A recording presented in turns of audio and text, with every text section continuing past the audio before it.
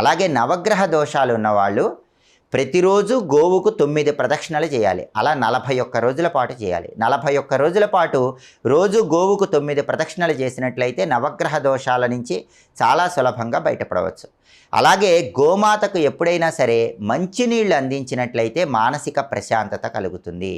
అరటిపండు గోమాతకు తినిపిస్తే విద్యా, ఉద్యోగ, వ్యాపార రంగాల్లో మంచి పురోభివృద్ధి ఏర్పడుతుంది. తోటకూర గోవుకు తినిపించినట్లయితే అప్పుల సమస్యల నుంచి సులభంగా బయటపడవచ్చు.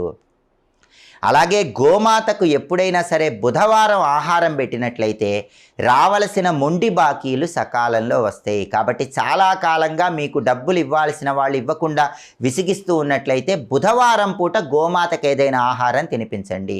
మొండి బాకీలు అనేవి త్వరగా వసూలవుతాయి. అలాగే గోమాతకి మరమరాలు ఆహారంగా తినిపిస్తే ఆకస్మిక ధనప్రాప్తి యోగం కలుగుతుందని రహస్య